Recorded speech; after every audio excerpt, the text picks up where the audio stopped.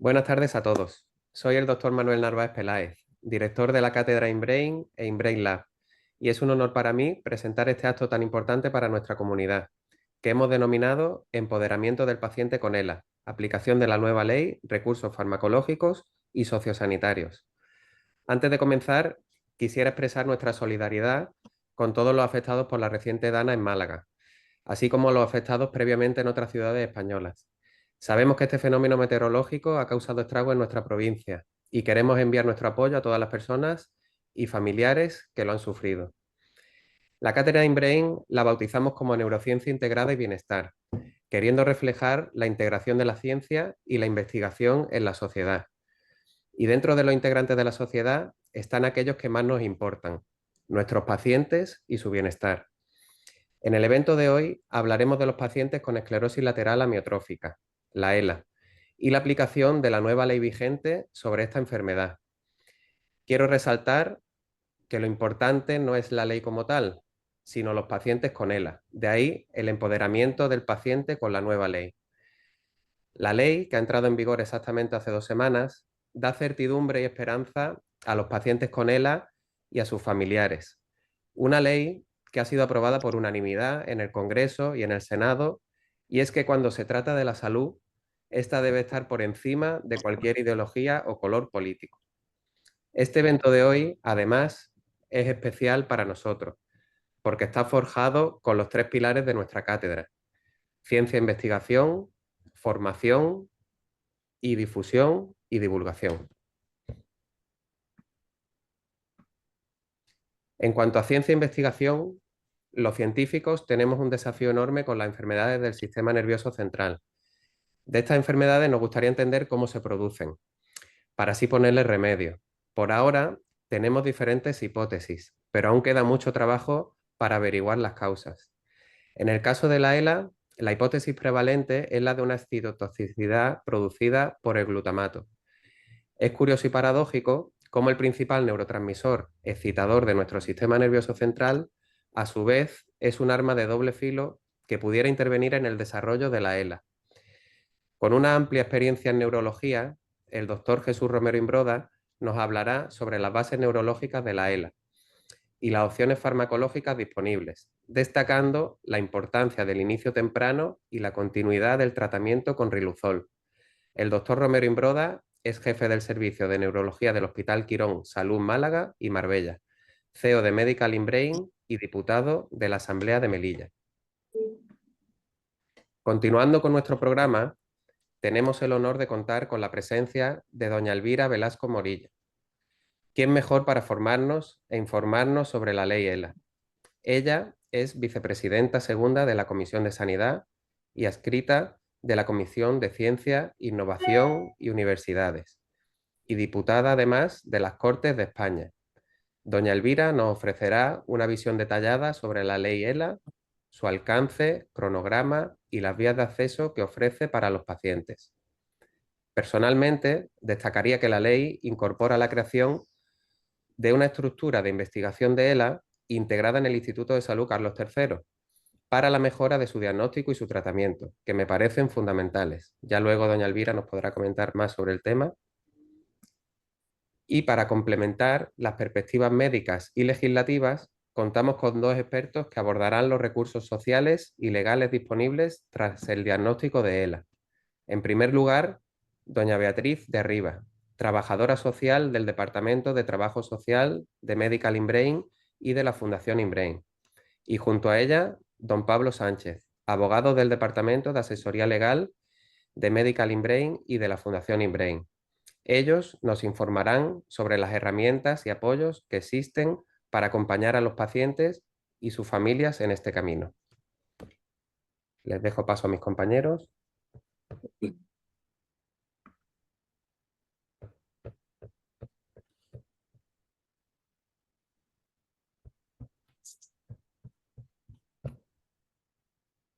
Muy bien.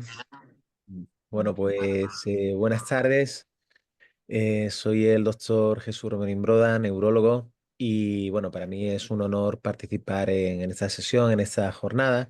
Esta es la segunda jornada que hacemos de actualización de la ley ELA, que sigue un itinerario vivo y muy vanguardista, ¿no? En tiempos actuales. Y, bueno, en esas jornadas, dentro del contexto de la cátedra Inbrain, agradecer a Zambón, al Laboratorio Zambón, por el patrocinio de esta actividad para poder difundirla y, bueno, saludar y mandar un abrazo a todos los que están escuchando, médicos, pacientes, familiares, aquellos que lo escuchan en vivo, que después podemos participar de un coloquio, y aquellos que de manera asíncrona podrán revisar esta presentación desde la web de la Cátedra Inbrain. Bueno, yo voy a revisar un poco lo que es la ELA, ¿no? Para aquellos que no conocen la enfermedad, es una enfermedad neurológica que la describió Charcot. Charcot es la fotografía de arriba a la izquierda, un neurólogo francés que dirigió el Departamento de Neurología de la Salpêtrière en 1868-69. Describió esta enfermedad que inicialmente se llamaba con el epónimo de Charcot.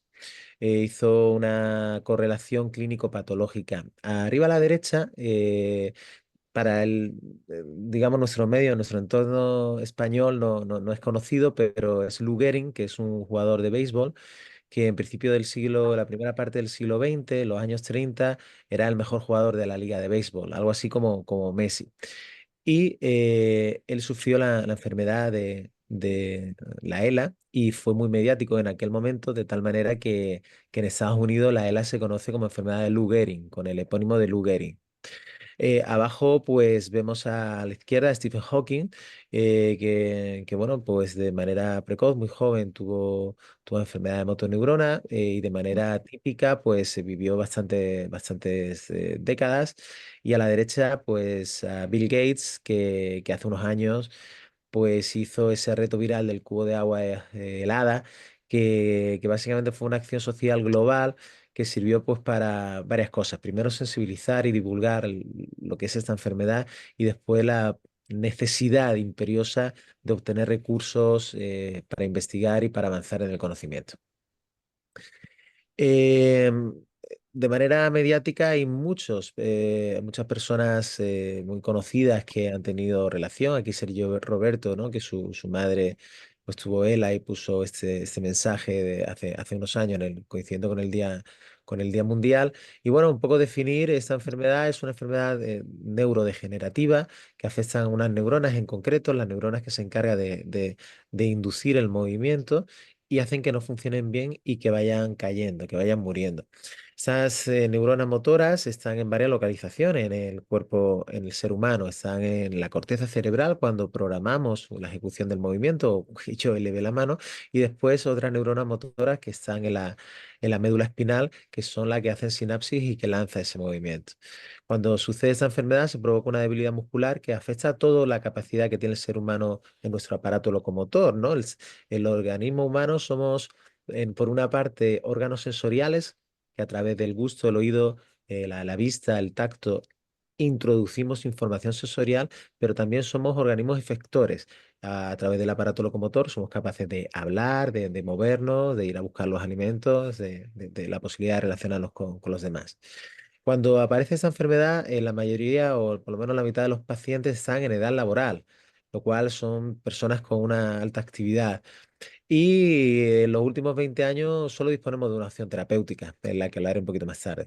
La causa aún es desconocida, y cuando en medicina o neurología no encontramos una causa rápido, posiblemente es porque sea un origen multifactorial, de tal manera que haya causas genéticas y otras causas del entorno, de la patogenia, que todavía está por dilucidar.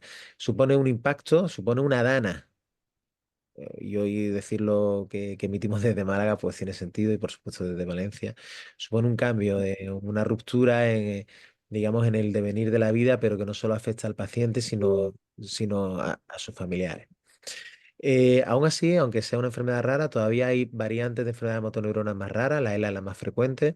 Tiene un curso progresivo, que inexorablemente acorta la vida, en una media de 3 y 5 años, y la incidencia en España es está entre 1,4 y 5 por 100.000 habitantes, un poquito más frecuente en varones, y eso, entre edades entre 40 y 70 años. Básicamente calculamos que cada día diagnosticamos en España unos 3 pacientes con ELA.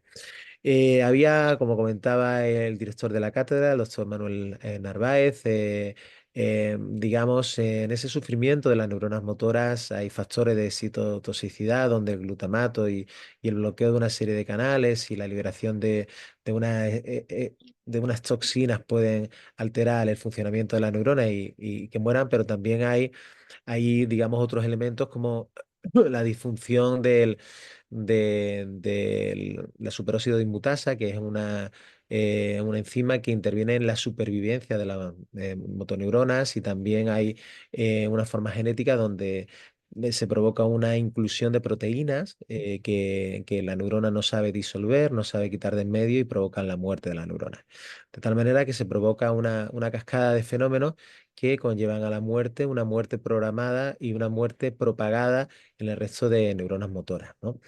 Em, Eso, ¿no? Es decir, hay una serie de elementos, una serie de alteraciones que podemos ver en esta imagen que afectan a muchos niveles, ¿no? En el transporte iónico, en el transporte del impulso eléctrico con la neurona, en el funcionamiento de las mitocondrias, en neurotransmisores que comunican una neurona con otra, la alteración, sobre todo del glutamato, que provocan alteraciones y excitotoxicidad, y una alteración, una disregulación de la microglía. Consideramos que la mayoría de los casos aparentemente son esporádicos o no hemos identificado un vínculo genético, pero hay unos casos, entre el 5 y el 10%, donde sí hemos identificado alteración de manera determinante en algunos genes, ¿no? Que esto lleva a realizar investigación, ensayos clínicos y la posibilidad de realizar terapia génica para estos pacientes concretos cualquier lugar hay varias teorías, ¿no? de propagación de esa debilidad o ese deterioro de la neurona motora, ¿no? Digamos, de arriba abajo, de la corteza motora hacia el tracto espinal, o de abajo arriba, a nivel más distal, pues a nivel proximal, ¿no? Factores ambientales y factores ocupacionales todavía por dilucir, ¿no? Es curioso, pero es cierto que en deportistas de élite, como era Lugerin, como eran jugadores de soccer, de fútbol en Italia en los años 60, o todavía tenemos ejemplos de deportistas de élite. Yo he tenido pacientes que han sido deportistas de élite y que desarrollan la enfermedad, ¿no? Quizá esa disregulación en la excitotoxicidad en las neuronas motoras que provoca un sufrimiento excesivo y un desencadenamiento de esta enfermedad puede ser un factor. En los cambios, es decir, cuando vemos en el microscopio el sistema nervioso, arriba a la izquierda, ven en la parte anterior, en la parte superior, pues una degeneración, una desmineralización de los tractos córtico-espinales, y después una inclusión, una degeneración de proteínas insolubles que provocan la muerte neuronal. Básicamente, dentro de las neuronas motoras a nivel superior de la corteza, o las neuronas motoras que están a nivel medular, pues según se afecten una u otra, provocan una serie de síntomas que son diferentes, ¿no? Tienen en común la afectación de la motoneurona superior y de la inferior, que provocan debilidad muscular, una pérdida de fuerza, una pérdida de habilidad, una pérdida de motricidad. Pero si predomina uno u otro, pues hay matices diferenciales. Pues, por ejemplo, la corteza, cuando se afecta la corteza, el tono muscular está aumentado, hay cierta espasticidad, los reflejos osteotendinosos están vivos, y hay reflejos como el reflejo de Hoffman o de Babinski que aparecen. Cuando predomina la afectación de motoneurona inferior, aparecen no solo la debilidad, sino que también que se asocia a atrofia, la pérdida de tono muscular en este caso, y los reflejos pueden estar ausentes, disminuidos o abolidos. Y aparecen fasciculaciones, ¿no? Que esa vibración de fibras musculares agrupadas que pueden percibir los pacientes, o que incluso se pueden ver, o que en la exploración los neurólogos pues intentamos desencadenar para objetivarlas. Cuando hay afectación de las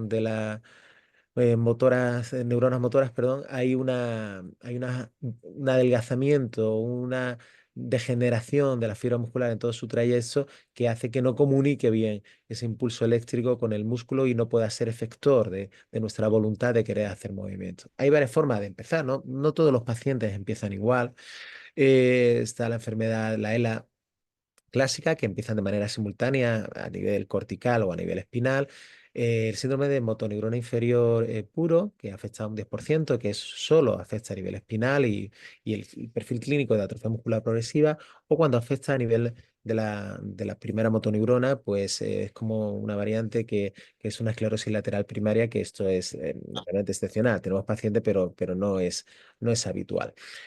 Lo que manifiestan los pacientes son alteración del lenguaje o torpeza o debilidad en la mano, o en el brazo o pie caído, ¿no? O la queja de fasciculaciones, calambre o espasticidad de la marcha y insuficiencia respiratoria, ¿no? En este caso, pues, por ejemplo, es una fotografía de un paciente donde hay atrofia en la musculatura intrínseca de la mano. Cuando viene un paciente con queja de debilidad, pues los neurólogos aplicamos el método científico basado en una exploración, basada en la anamnesis, escuchar bien al paciente, cómo relata sus síntomas, una exploración neurológica muy detallada y después, aquí es fundamental, pruebas de neuroimagen, pruebas de analíticas también y después estudio neurofisiológico donde se ve, podemos objetivar, ver cómo está el nervio periférico, ver cómo está la respuesta motora, ver cómo está la actividad muscular y también nos permite pues descartar que suceda la enfermedad, ¿no? Es decir, hay muchos pacientes, muchos sujetos que creen que pueden tener ELA porque es una enfermedad que genera temor, pero que bueno, de alguna manera, como yo le digo a los pacientes, es enfermedad rara, pero después es fácilmente descartable, ¿no? Cuando uno hace todo el panel diagnóstico de manera adecuada. ¿Cómo nos comunicamos? Y estos son los últimos avances que hacemos. Pues incluso ya desde el COVID o ayer en la Dana de Málaga, pues podemos convertir nuestra consulta presencial en teleneurología, ¿no? Pues porque además hay discapacidad asociada, dificultad para llevar al paciente. Y cuando hemos hecho esto, eso es un trabajo que hicimos en el Hospital Regional de Málaga, pues hemos atendido a pacientes con ELA durante el COVID. O también podemos comunicarnos con consulta escrita usando nuevos métodos de comunicación como la Talking de Iris Bond, donde está Soraya, una paciente que era mía, que era capaz de comunicarse o mantener una conversación bueno, más o menos fluida cuando armaba las palabras y ella era capaz, ¿no? de transmitir su voluntad o cómo se sentía o qué quería decidir cuando se podía incluso plantear traqueostomía o implantar una gastrostomía. Lo más relevante, una de las cosas más relevantes de los últimos años es la irrupción del cambio de paradigma de modelo asistencial. Es decir, antes, o lo que hacemos en muchos casos, en muchas enfermedades, es que el paciente pues, va rebotando, ¿no? Según la voluntad de los especialistas. Pues hágase esta prueba, ahora se hace la otra, después viene aquí, después ahora lo ve no sé quién, a ver no sé cuándo. En la ELA no se puede perder el tiempo.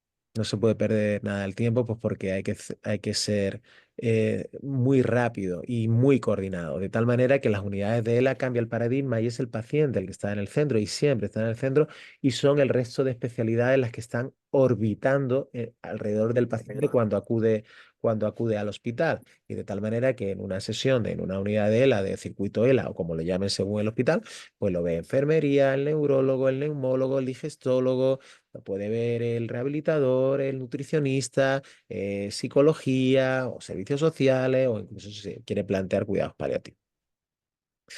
Bueno, como decía, en los últimos 20 años tenemos el Riluzol como tratamiento farmacológico, que es el único aprobado por la Agencia Española de Medicamentos y de Productos Sanitarios. Es el único que ha demostrado que es eficaz eh, retardando la progresión de la enfermedad, ¿no? Entonces es un medicamento que inicialmente, bueno, pues es de administración oral y de nuevo el glutamato, el mecanismo de acción bloquea esa hiperexcitabilidad cuando se convierte el glutamato en veneno, como decía el director de la cátedra, y bloquea algunos canales que provocan hiperexcitabilidad y destrucción de las neuronas, ¿no? Bloquea ese mecanismo y lo retrasa. Cuando se ingiere de manera oral, se absorbe el 90%, tiene es bastante limpio, como decimos, y la liberación es, digamos, la vida media de eliminación es cada 12 horas, de tal manera que hay que tomarlo dos veces al día, ¿no? Y el 90% es de excreción urinaria. En los estudios pivotales ha demostrado que el paciente cuando se toma el Riluzol aumenta de manera determinante la supervivencia eh, y sobre todo es capaz de prolongarla entre 6 y 19 meses si no tomara el medicamento, lo cual es un dato, como decía, muy relevante. Y es importante, y es muy importante en medicina, el diagnóstico precoz y tratar a los pacientes. Lo que nunca podemos demorar es el tratamiento de los pacientes. Y tan pronto como se diagnostique o se sospeche que ese paciente pueda padecer una ELA, hay que prescribir el medicamento. ¿Por qué? Porque, bueno, los estudios preclínicos demuestran que cuando más expuesto tiene un paciente de ELA al tratamiento, mejor mejor supervivencia va a tener. Y esto se mantiene a largo plazo. Por tanto, el cumplimiento terapéutico es fundamental, no solo de diagnosticar de manera precoz, iniciar el tratamiento de manera precoz, sino mantenerlo. Animar al paciente a que se tome el tratamiento de sus familiares, porque de esa manera es la única manera que a día de hoy, en 2024, en noviembre de 2024, sabemos frenar un poquito la enfermedad.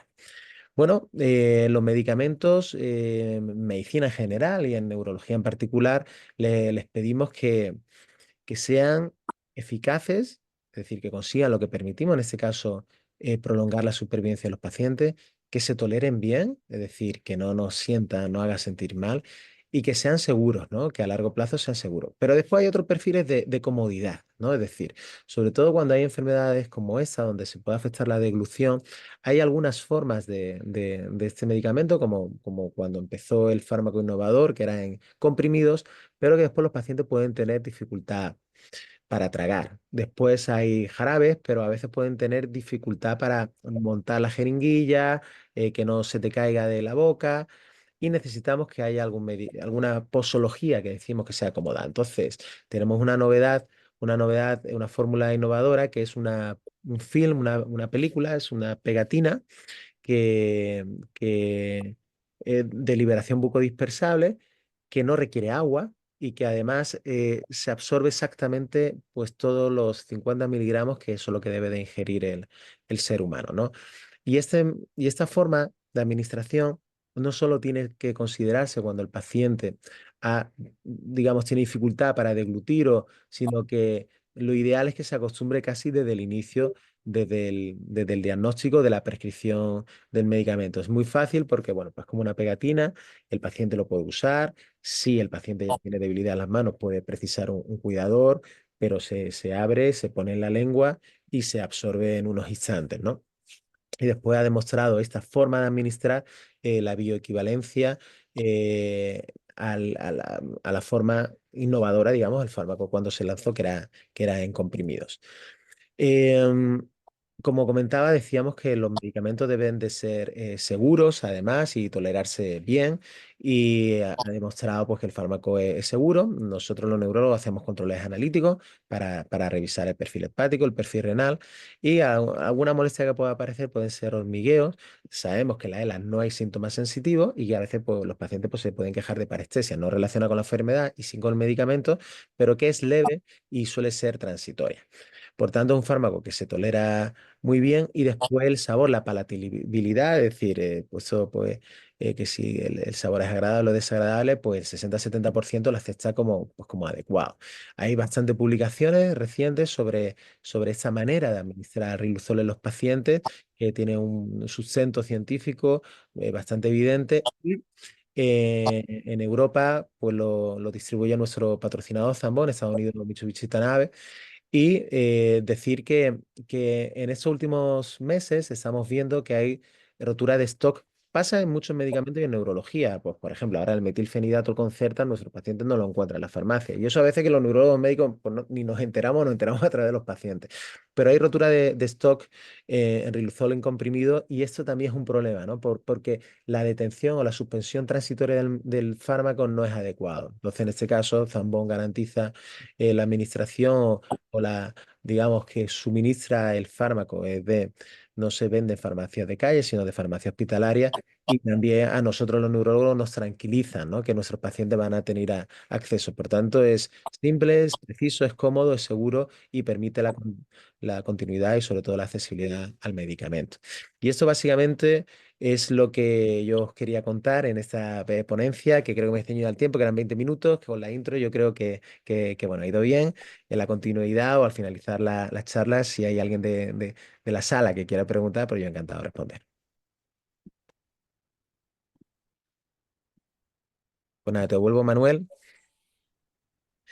y tenemos a Elvira, Muchas ¿no? gracias. Elvira. Sí, damos paso a Elvira. Sí,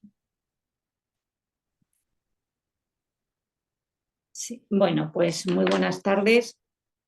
En primer lugar, me gustaría pues dar las gracias a la Universidad de Málaga a través de la cátedra Imbrain, pues la oportunidad que me da para que pueda estar con todos ustedes esta tarde, ¿no? Eh, eh, Antes de nada, también al Laboratorio Zambón, que hace posible esta jornada, y a todos los que se han conectado y les resulta de interés de lo que vamos a hablar ahí hoy, como muy bien ha expuesto el doctor Romero, y por supuesto también gracias al doctor Narváez y a todos los que vamos a participar, todos mis compañeros de la jornada de hoy, ¿no? Antes de nada, de entrar en el tema, por supuesto, me gustaría mandar pues un cariño y toda mi solidaridad a las personas afectadas, a las personas y los territorios afectados por la Dana, que lamentablemente pues no es que en algunos sitios pues está pasando bastante mal, ¿no? Y espero que pronto pues se pueda mejorar la situación y volvamos a situaciones de normalidad, aunque las pérdidas humanas esas en algunos territorios como Valencia no las vamos a recuperar, ¿no? Bueno, entrando la cuestión y en la parte que me toca, y después de lo vivido como diputada y como ponente de esta ley, pues yo tengo en primer lugar que trasladarles mi satisfacción, ¿no? Mi satisfacción por, como diputada del Grupo Parlamentario Popular, agradecer a mi grupo que me designara a ser ponente de esta ley, porque llevo mucho tiempo en política, pero lo que he vivido y todos los pasos que hemos tenido a lo largo de toda la tramitación de la ley, pues la verdad es que ha sido muy diferente a lo que he podido, me ha podido pasar en otras tramitaciones de otros proyectos legislativos, ¿no? Y ante todo me gustaría agradecer al trabajo inmenso de todas las asociaciones de pacientes a través de CONELA o otras que no estaban dentro de CONELA, o incluso a pacientes y familiares a título individual, ¿no? Porque nos han hecho entender a todos los políticos, a todos los ponentes de la ley, lo importante que era llevar a cabo esta grata noticia que hemos tenido de poder llegar a un texto conjunto y de su mano, ¿no? Y sobre todo también pues destacar que no hemos hecho nada sin que ellos nos dieran el visto bueno, ¿no? También ha sido algo que hay que valorar, y desde luego al fin y al cabo para eso estábamos, ¿no? Para hacer una ley que sea de utilidad a todos ellos, porque la parte clínica que muy bien ha expuesto el doctor Romero, pues lamentablemente tiene el recorrido que tiene, pero hay una parte muy importante que es la de los cuidados, ¿no? Porque lo que sí he podido detectar y compartir con los pacientes ELA es las inmensas ganas que tienen de vivir, las ganas que han tenido de luchar para que esta ley fuera una realidad, que a pesar de sus dificultades para acudir al Congreso, y no ha sido ni una ni dos, sino todas las veces que han sido necesarias, pues hayan estado, y a pesar de las dificultades para poder ir, pues hayan estado, ¿no? Han estado con todos nosotros. Entonces, en primer lugar, mi agradecimiento, mi gratitud a todo el trabajo que han hecho las asociaciones de pacientes, los pacientes en el Congreso, ¿no? En toda la tramitación. Nos hubiera gustado que hubiera sido menos tiempo, pero bueno, pues al final lo hemos conseguido y bueno, pues es de felicitarnos a todos. Sí me gustaría hacer un pequeño recorrido o recordatorio de cuál ha sido el peregrinaje de esta ley, ¿no? Esta ley no empieza o no empezamos a hablar de la ley ELA en esta legislatura. Hay que recordar que fue en el 2021 cuando un grupo parlamentario, concretamente el Grupo Parlamentario de Ciudadanos, presentó un proyecto de ley para la ley ELA y para la ELA y ahí todos los grupos parlamentarios la apoyamos, ¿no? Pero lamentablemente, pues los grupos que apoyaban al gobierno en ese momento, pues lo que hicieron fue paralizarla hasta en 48 ocasiones, que fue cuando, hasta que se disolvieron las cámaras porque se convocaron elecciones, ¿no? Posteriormente lo volvimos a retomar en octubre del 2023, cuando todas las asociaciones de pacientes nos presentaron en el Congreso un nuevo texto que estuvimos desde mi grupo, recibimos el texto y que posteriormente nosotros presentamos como una proposición de ley del Grupo Parlamentario Popular con algunas diferencias con respecto a lo que ellos nos habían presentado en diciembre del 23. Fue en el primer trimestre del 24 cuando debatimos por primera vez este proyecto de ley. Se toma en consideración, se apoya por todos los grupos políticos.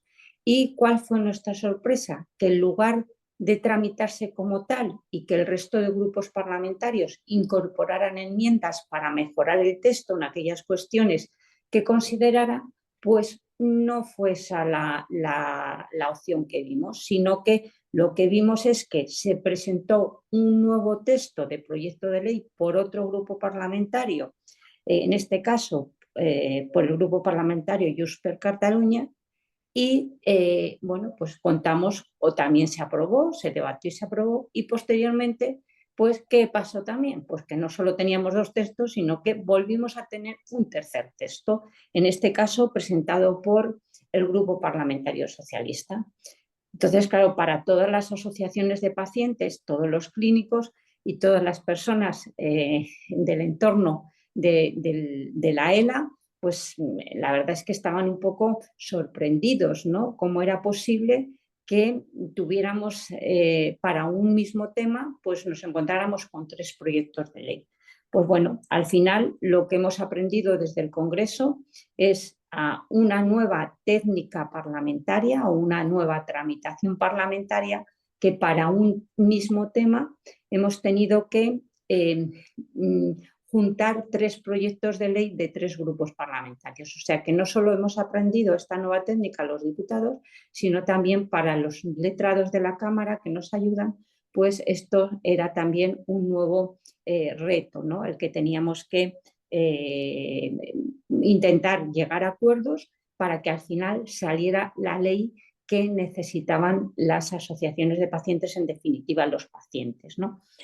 Finalmente, después de muchas reuniones, muchos puntos que, bueno, que podíamos haber tramitado más rápidamente, incluso hasta nuestro grupo parlamentario propuso que en el mes de julio, que es un mes inhábil, pues nos pusiéramos a trabajar sobre la ley para que la pudieran tener lo más pronto posible, porque hay que recordar, y lo ha comentado el doctor Romero, que todo el tiempo que perdamos, o sea que el tiempo es muy valioso en los pacientes ELA, ¿no? Entonces, la ley, pues todo lo que demorábamos, pues también suponía que había pacientes que no iban a tener a poderla, pues ni tan siquiera, vamos a poner entre comillas, disfrutar de ella, ¿no? Bueno, al final ese día llega, nos ponemos todos de acuerdo después de los trabajos y es el 11, en el pleno del 10 de octubre, donde por fin aparece, todos los diputados encendemos la luz verde y estamos de acuerdo al final en ese texto. Pasa posteriormente, inmediatamente al Senado, se tramita también de forma urgente, de tal forma que el 30 de octubre pues vimos todos publicados en el Boletín Oficial del Estado la ley, ¿no? una ley que, ¿qué es lo que recoge? Pues no es una ley extensa, es una ley que tiene 5 artículos, que tiene 8 disposiciones adicionales, una transitoria y 9 finales, ¿no? Entonces, pero ¿qué es lo que recoge? Por un lado hay se incorporan 2 modificaciones de la ley de cohesión y calidad y de la ley de seguridad social. ¿Por qué? Porque esta ley afecta no solo al ámbito sanitario, sino al ámbito de la dependencia y la discapacidad. Entonces, en esos aspectos, que era lo que nos demandaban las asociaciones de pacientes, eran aspectos que se recogen en el ámbito de la ley. Por un lado, se trata de acelerar procesos administrativos, es decir, que cuando un paciente es diagnosticado de ELA, pues que todo el tema de ayudas, por ejemplo, el tema de la dependencia, del grado de dependencia o de discapacidad, pues que se agilice, que no entre a un montón y cuando me toque me vean mi expediente. No, pues al contrario, lo que vamos a hacer es con esta ley es que se prioriza en toda la tramitación administrativa al paciente ELA, ¿no? Por otro lado, también incluye la dotación de recursos necesarios para los equipos multidisciplinares, para realizar todos los procedimientos para resolver esos procesos. También mejora el sistema de cuidado, se contempla la mejora, adaptando los servicios prestados desde la asistencia personal o los servicios de ayuda a domicilio para las necesidades que tienen las personas beneficiarias de esta ley.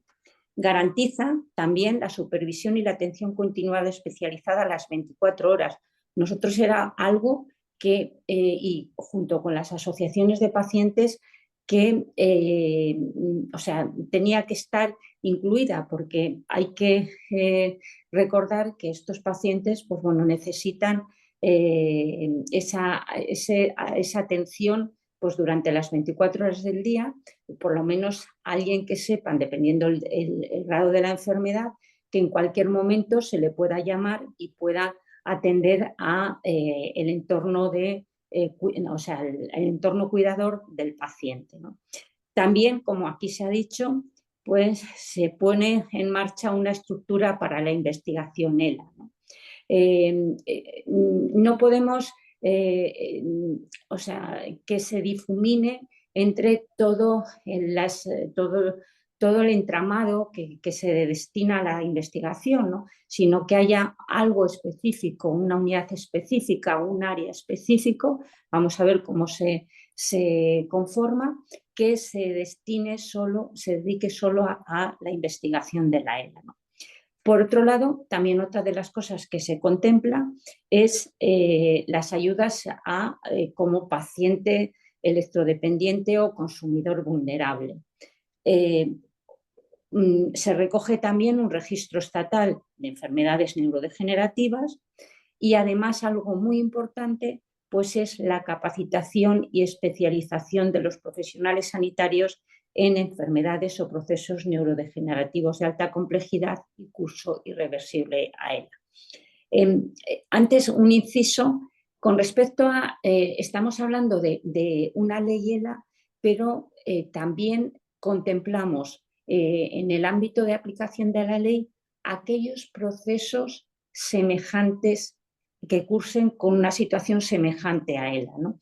Para eso, así como en los pacientes ELA, la aplicación de la ley es inmediatamente después a la publicación oficial del Estado, o sea, el día 1 de noviembre, todos los pacientes diagnosticados de ELA pues entran dentro de la aplicación de esta ley. Pero aquellos procesos que cursen semejantes a ELA, pues hay que, en el margen de un año, pues se definirán una relación de procesos asistenciales que ahí se hará coordinado con comunidades autónomas y Ministerio de Sanidad y sociedades científicas para que se establezca el catálogo de procesos asistenciales que cursan semejante ELA, para que cuando haya que aplicar la ley pues no esté perfectamente definido, ¿no? Entonces, para eso hay un año de tiempo para hacerlo. Luego, una de las cosas que se actualizan y que se contempla en la ley es el tema de la actualización de la cartera de servicios, ¿no? ¿En qué aspectos? Sobre todo en el ámbito de la fisioterapia. Es importante, igual que la atención a nivel de hospitalización a domicilio. También es otra de las cosas que se contempla en el marco de la ley. Entendíamos que la fisioterapia pues, tiene muchas bondades para los pacientes ELA, de ahí que se incorporará a la ley. También todo el tema de protección de las personas que cuidan a estos enfermos. ¿Por qué? Hay en muchas ocasiones que un familiar o el cuidador tiene que dejar de trabajar para cuidar al paciente ELA, ¿no? Pues que a nivel de todo lo que suponga la seguridad social, pues que no se paralice, sino que se siga cotizando aunque él no pueda trabajar. De alguna forma, pues se prima también al cuidador de ese entorno del paciente. Y así, a grosso modo, son algunos de los aspectos que contempla la ley. Podríamos hablar de cada uno de los artículos, pero ustedes lo pueden ver a través, como está ya publicado en el Boletín Oficial del Estado. Pero aquí lo más gordo ahora mismo es que, y es el siguiente paso, que estamos muy pendientes, pero que ya lo podríamos haber debatido en el Congreso, porque nosotros inmediatamente, justo nada más que se publicara la ley, pues incorporamos una proposición no de ley sobre el tema de la financiación sanitaria. Porque tenemos una ley, pero si no tenemos financiación sanitaria, aunque sí hay algunos de los artículos que incorpora que, o sea, se deduce que el Estado tiene que aportar el dinero necesario para el desarrollo de esta ley, no hay hoy por hoy una partida presupuestaria que defina para los pacientes ELA el Estado va a destinar tanto. Por eso hemos presentado ya una proposición no de ley para abordar la financiación sanitaria de los pacientes ELA. Todos los estudios que nos han presentado nos indican que es en torno a unos 250 millones de euros lo que supondría el abordaje del desarrollo de la ley para estos pacientes, ¿no? Aquí no puede estar sometido a los presupuestos generales del Estado. Hay dentro de los 400.000 millones de euros que tiene el presupuesto general del Estado, pues es destinar 250 millones de euros, pues vamos, es fácil para el gobierno y no pueden trasladarle a los pacientes que dependen de... con lo cual, esta es ahora mismo la caña en la que estamos, no vamos a bajar la guardia, porque esto... Disculpa, Elvira. Elvira, ¿el audio tuyo se ha aflojado? El audio tuyo soy Jesús. El audio... para Ahora. los pacientes ELA, entonces, con lo cual, pues estamos ahora mismo en esa situación y bueno, pues esperemos que al final aparezca esa dotación necesaria, ¿no? Yo quedo a su disposición de aquellas preguntas que consideren, que necesiten algún tipo de aclaración, pero bueno, lo primero me gustaría terminar como he empezado, agradeciendo a todas las asociaciones de pacientes su implicación y el trabajo que han hecho con todos los grupos parlamentarios para que al final esta ley saliera por unanimidad de todos nosotros. Y lamento el tiempo que hemos tardado en que esto sea una realidad. Muchas gracias. Muchas gracias, Elvira. Muchas gracias, Elvira. Damos paso a Pablo y a Beatriz. Vale, ¿se me oye? Sí. Vale, a ver, voy a ver si puedo compartir mi... Se ve la pantalla. Pero esa no es la mía, creo. O sea, a ver, yo no estoy compartiendo la mía, mi pantalla. No me deja compartir ahora mismo. Claro, la tiene compartida Pablo, tiene que descompartir la pantalla para que... Ahora comparte la tuya, Ajá. vea. Ahora. Venga, voy a ello. Bueno, Voy a intentar ser lo más breve posible, entre otras porque si escucháis algún ruido raro estoy en la T4 que cojo un vuelo ahora. Y bueno, en primer lugar, agradecer a todos nuestros patrocinadores y en especial también al doctor Romero Imbroda por contar conmigo, así como también a toda la audiencia, ya seáis compañeros de profesión, sanitarios y sobre todo si sois pacientes, muchas gracias por vuestra asistencia. Y bueno, como trabajadora social me corresponde hablar de los aspectos sociales, de los recursos sociales en estas jornadas, ¿no? Que podíamos destinar para ELA. Pero antes que nada, y voy a intentar ser lo más breve posible en este apartado, es que no podemos olvidar que el concepto de salud, según la Organización Mundial de la Salud, es un estado completo de bienestar físico, mental y social, y no solamente la ausencia de afecciones o de enfermedades. Por eso es muy importante que tanto sanitarios como profesionales que trabajemos con pacientes de ELA, es muy importante que no concibamos la persona sana solo por la ausencia de enfermedad, sino que tenemos que tener en cuenta todas las dimensiones de la misma, para así poder abordar también el ámbito social. Si ya nos vamos directamente a los aspectos sociales de ELA, ya sabemos, tanto profesionales como pacientes, familiares, que la media del diagnóstico estará en torno a unos 10 meses y eso ya eh, cansa mucho y además luego después del diagnóstico, como ya comentaba el doctor Romero, marca un antes y un después. Por eso es de vital importancia hacer un acompañamiento de cara al duelo que la enfermedad supone, no solo ante la muerte, sino pues todos los cambios que hay, ¿no? Ir de la mano en la toma de decisiones, que sea mi compañero Pablo os dará también unas pinceladas al respecto, pero es muy importante que la autodeterminación del paciente siempre esté de presente, así como la búsqueda de recursos económicos y así como asistenciales y sanitarios, ¿no? Y en resumida, no es más que intentar allanar el camino a fin de aliviar la carga, ¿no? Que esto supone. Hablando ya de recursos específicamente, ¿no? Es de vital importancia tener en cuenta que nosotros los sanitarios somos, bueno, perdón, tanto sanitarios como profesional de lo social, como puedo ser yo, somos recursos por nosotros mismos, ¿no? Entonces es muy importante que también los pacientes y demás compañeros en un equipo multidisciplinar sepan qué hacemos. En concreto, tras un diagnóstico de ELA, un trabajador social también establece un plan de intervención porque es muy importante para detectar las necesidades, porque las necesidades van cambiando y poder un poco prevenir la claudicación familiar, que en esta patología es muy importante que la tengamos siempre presente. Nosotros como recursos favorecemos la coordinación, ¿no? Y garantizamos también la continuidad asistencial. Somos un nexo de unión entre el sistema sanitario, así como con la propia administración a la hora de abordar los trámites burocráticos, como aquí podéis ver recogido. Una vez visto esto, sí que es verdad que me gustaría, de la manera un poco más resumida, ¿no? Haceros una visión generalizada de lo que es, por una parte, para mí, los primeros recursos tras el diagnóstico de la enfermedad, ¿no? Elvira ya remarcaba antes el rol que han tenido las asociaciones de pacientes en la tramitación legislativa, ¿no?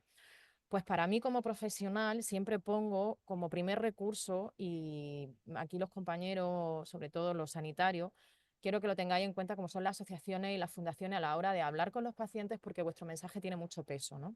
¿Por qué digo la asociación y fundaciones de pacientes? Porque nuestros pacientes necesitan un espejo en el que reflejarse, porque supone un grupo de iguales, aparte de que ellos cuentan, las asociaciones y fundaciones, con muchísimos recursos de información. La información es poder, así como recursos propios para atenderlo.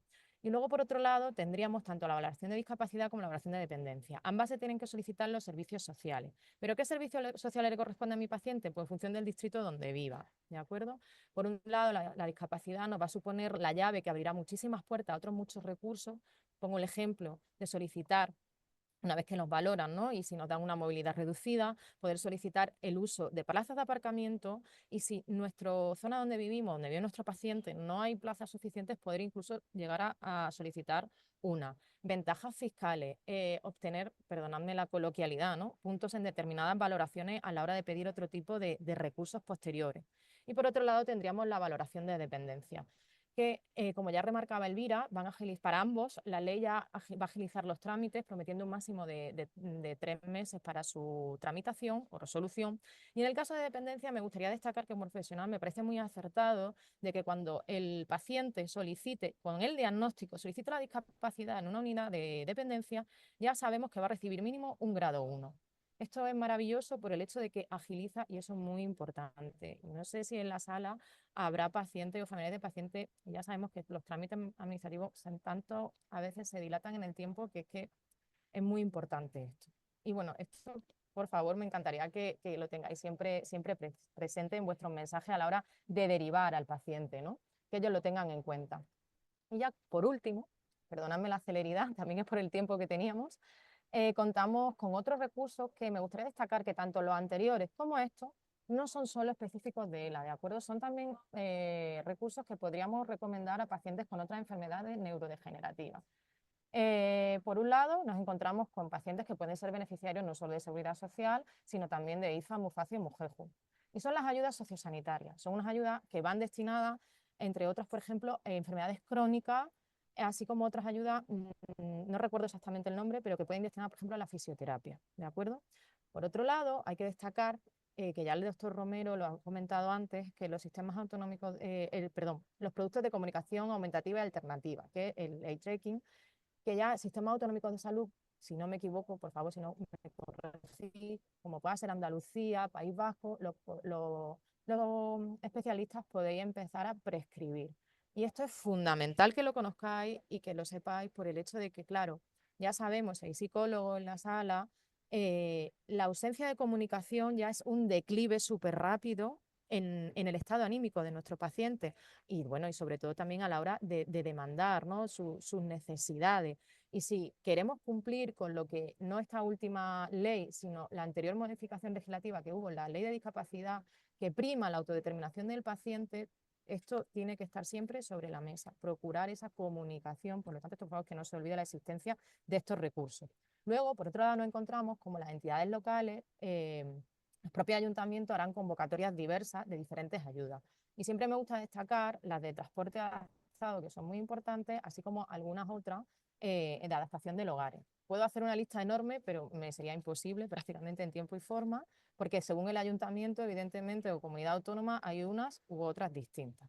Y por último, destacar por parte de Inserso, que tiene un centro que es el conocido como el CEAPAT, que es un centro de adaptaciones, de recursos, cuenta con un gabinete de accesibilidad, no solo el CEAPAT de Madrid, sino hay delegaciones en distintos centros de Inserso con profesionales que, por favor, harían, no confundamos con una adaptación del hogar in situ de verdad con obra, con hacer un estudio.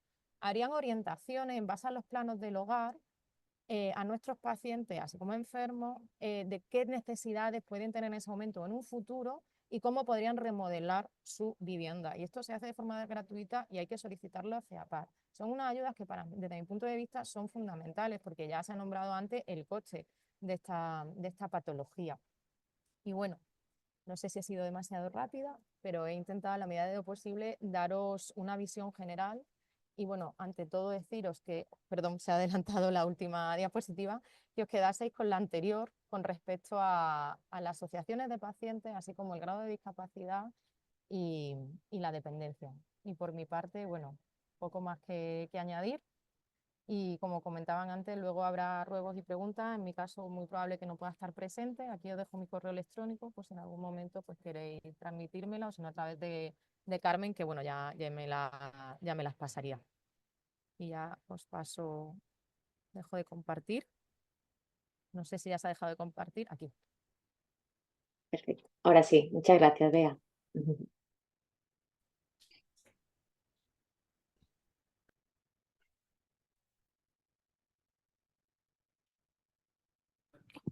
Buenas tardes a todos. Mi nombre es Pablo Sánchez y, bueno, quiero dar las gracias a Cátedra InBrain y a los patrocinadores por permitirme estar aquí y, por supuesto, a todos los asistentes. Yo voy a hablar de los recursos legales, voy a dar unas pequeñas notas de los recursos legales que se pueden utilizar tras el diagnóstico de la ELA.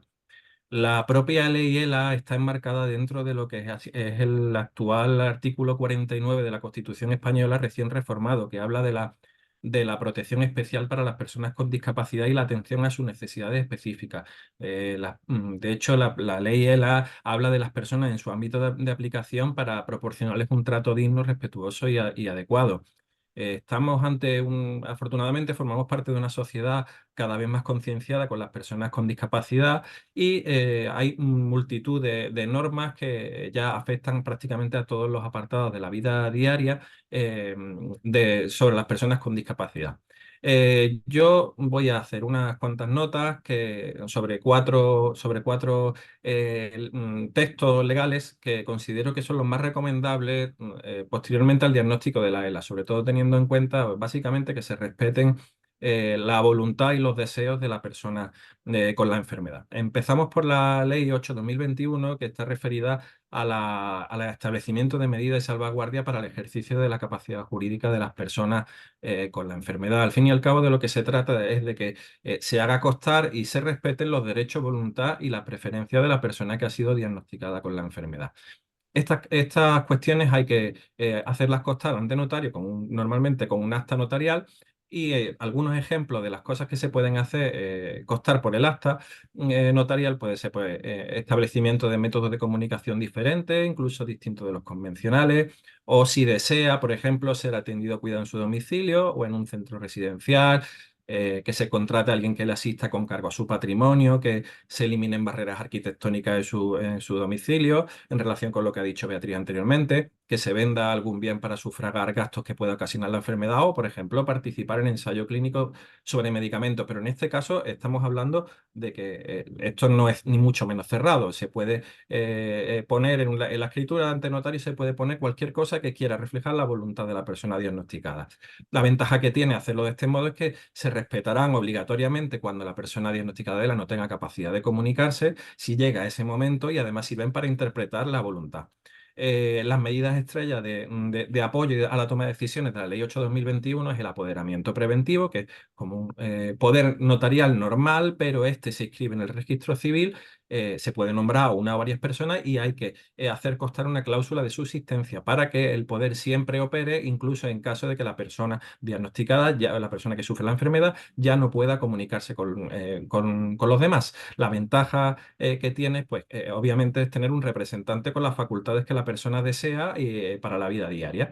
La otra medida estrella sería la autocuratela. La autocuratela es lo que antes era el nombramiento del tutor, que obligatoriamente había que ir al juzgado. Bueno, pues ahora no, ahora se puede hacer de manera preventiva y puede coincidir con el apoderado, o se pueden nombrar incluso sustitutos, y el curador puede ser también a efectos representativos, o puede ser solamente respecto a las necesidades asistenciales. Incluso se pueden nombrar a entidades como, por ejemplo, fundaciones. La ventaja es que obviamente se ahorra tiempo y recursos, puesto que ahora ya no sería necesario ir al juzgado. Luego, en cuanto al segundo recurso, pues obviamente es bastante evidente que sería hacer testamento. ¿Por qué? En primer lugar, el testamento es el acto por el cual una persona dispone para después de su muerte de todos sus bienes, de parte de ello. ¿Por qué conviene hacer testamento? Porque se trata de un acto personalísimo, es decir, la ley no permite que se haga a través de representante, y por otro lado, porque el notario debe poder comprender a la persona que está haciendo testamento.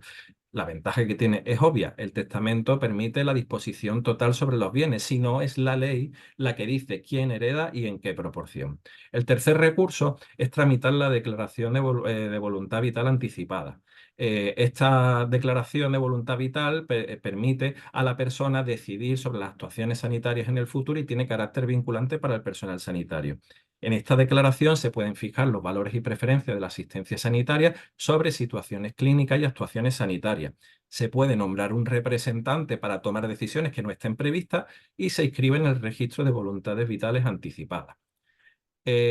Por unos ejemplos de valores vitales que se pueden hacer constar en la declaración sería comunicarse de alguna manera con familiares o amigos, alimentarse sin necesidad de medidas artificiales, o vivir sin necesidad de estar conectado a máquinas de soporte vital, vivir con el menor dolor físico posible, no prolongar la vida si no se dan los mínimos ante una situación irreversible, o incluso el cambio de profesional si el que atiende no puede asumir una actuación conforme a su voluntad. En cuanto a las actuaciones sanitarias, estaríamos hablando, pues, por ejemplo, transfusiones, alimentaciones con suero, hidratación con suero, depuración extrarrenal, una sedación paliativa o reanimación cardiopulmonar.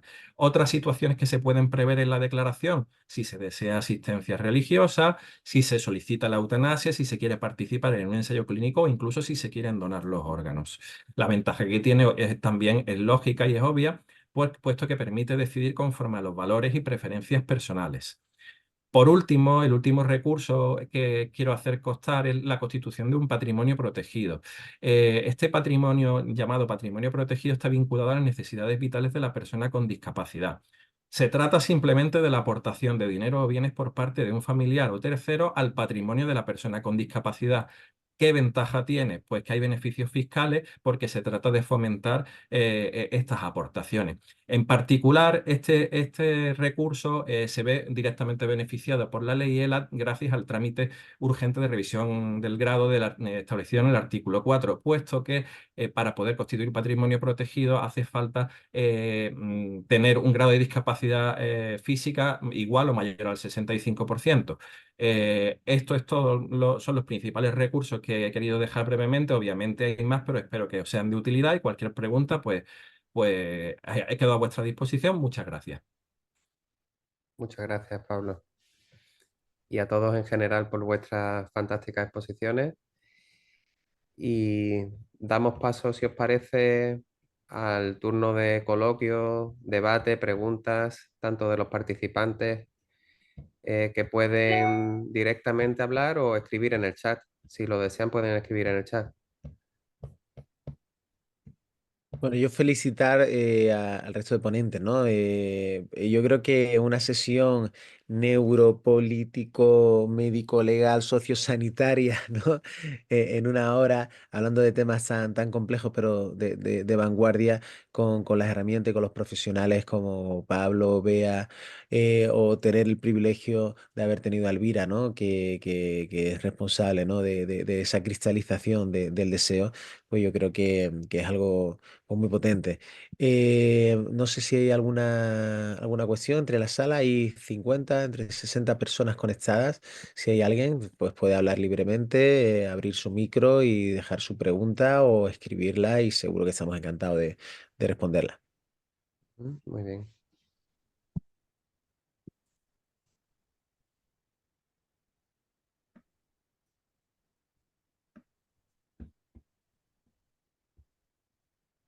Si me lo permitís, en lo que se animan, Por supuesto. Sí, no, que me gustaría comentar algo que igual no se recoge en muchas normas, es que en el marco de la ley va a haber un seguimiento, ¿no? En el marco de 2 años, pues en el plazo de 2 años, todos los actores que van a formar parte de la aplicación de esta ley y de recibirla, o sea, estamos hablando de gobierno, la administración central, comunidades autónomas, asociaciones de pacientes, pues van a ver cómo está siendo el resultado de esta ley, la ejecución de esta ley, ¿no? Entonces yo creo que vamos a tener ahí un feedback que nos gustaría que, sobre todo en el ámbito sanitario, o pues tuviéramos esta evaluación o y bueno, pues esta ley lo recoge y es algo importante también. Y una pregunta, Elvira, ahí, ¿quién lidera ese cometido, ¿no? Es decir, las comunidades autónomas tendrán que aplicar la ley, la financiación corresponderá a las comunidades autónomas, corresponde a la Administración Central del Estado, Ministerio de Sanidad juega algún rol ahí. A ver, aquí la ley, o sea, la financiación tiene que venir del ministerio, o sea, del gobierno y concretamente de 2 ministerios. Sanidad, por la parte de todo lo que es cartera de servicios, o sea, y pues formación de profesionales, o sea, y capacitación de profesionales. Y por otro lado, todo el ámbito del Ministerio de Servicios Sociales, o sea, todo el tema de discapacidad y seguridad social también. O sea que pero la partida presupuestaria tiene que tiene que venir del gobierno, ¿no? Las comunidades autónomas son ejecutoras de.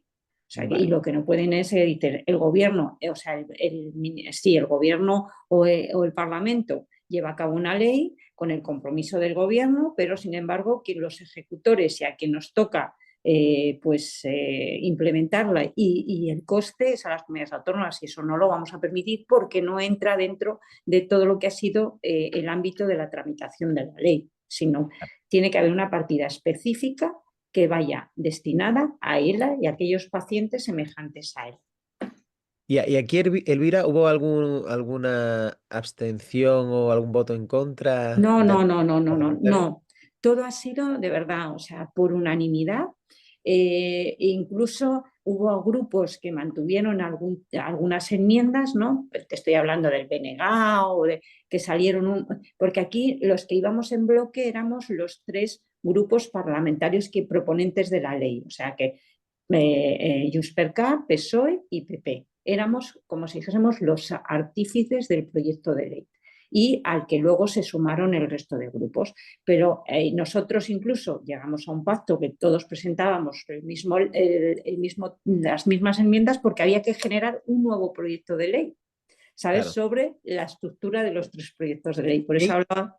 y ahí cómo se negoció? ¿Alguna anécdota? Porque la última jornada que hablamos Sí, en sí, sí, sí, primavera sí, había sí. 3 leyes sobre la mesa, Claro, claro, la del claro, claro. PSOE, PP y la Pues de ¿sabes lo que pasa? Junts. Que al final lo que estuvimos haciendo es un nuevo proyecto de ley, ¿sabes? Ujú. Con las asociaciones de pacientes, de tal forma que las enmiendas que presentábamos a los proyectos de ley, pues era, o sea, a los proyectos que ya sabéis que se constituye una ponencia, para los que no lo sabéis, ahí se discuten las enmiendas y posteriormente pasa a comisión y pleno, ¿no? Bueno, pues lo que hicimos fue en ese proceso de enmiendas, lo que incorporábamos era el nuevo proyecto de ley, con lo cual todos los grupos parlamentarios presentábamos las mismas enmiendas y íbamos todos por unanimidad, Vale, con el vale, vale. mismo Eso texto. como que sobrescribe lo anterior, ¿no? O sea, Claro, claro, claro, vale, claro. vale, O sea, nosotros lo que hacíamos era, una vez que habíamos trabajado con las asociaciones de pacientes, pues ahí definimos un texto y ese era el válido y estaba por encima de cualquiera de los proyectos de ley que se habían aprobado, porque lo que se intentaba con ese texto es mejorar los 3 proyectos de ley que se habían debatido, ¿sabes? O sea que al final lo que estuvimos haciendo es sobre 3 proyectos de ley construir uno diferente, que era al final salía de la unanimidad de todos y al que se claro. suman pues Universal. todos. Sí, sí, sí. Eso desde el punto de vista político tiene que ser algo casi balsámico, ¿no? Estos tiempos tan complejos para, Pues sí, ¿no? pues sí, Y que la pero ética, ¿no? La raya en el agua en cuanto a la salvación de que podamos creer que la política realmente es lo que puede cambiar las cosas desde el punto de vista macro y esa generosidad o esa visión en común o puesta en común, ¿no? hombre, yo creo que, y sobre todo desde desde el Grupo Parlamentario Popular, ¿no? Hay temas, y estamos en el ámbito sanitario, ¿no? Que tú cuando ves las necesidades de un paciente, que nos pueden pasar a cualquiera, independientemente seas de un color político o de otro, pues la verdad es que al final esa grandeza que prime por encima de la ideología, pues solo lo hemos visto en este procedimiento. O sea que nosotros preconizamos que en sanidad tenemos que tener un pacto por la sanidad, ¿no? Pero lamentablemente se lleva, y lo estamos viendo cada vez más, una forma muy con mucha ideología y poca práctica o eficacia. Y aquí, pues la verdad es que ha superado todos los esquemas que habíamos visto y que yo he vivido en toda mi vida parlamentaria. Ujú. Muy bien. La verdad es que reconforta como, no solo como ciudadano, sino como Sí, científico, investigador, médico, en fin. sí, sí, sí. A todos nos parece reconfortante, la verdad. Muy bien, ¿hay alguna pregunta por el chat? No hay ningún comentario, ¿no? No. Pues os agradezco a todos los ponentes una vez más vuestra participación activa. Quiero hacer una mención especial a Zambón por el patrocinio de este evento, que también ha sido posible gracias a ellos. Y también, en general, dedicarle este evento a los pacientes, que son los que realmente nos dan lecciones, las mayores lecciones de vida nos las dan ellos y nos enseñan que lo más importante de la vida son cosas que a veces pasamos por alto, como es escuchar, entender, respetar, querer y sobre todo también dejarse querer. Muchas gracias a todos y buenas tardes.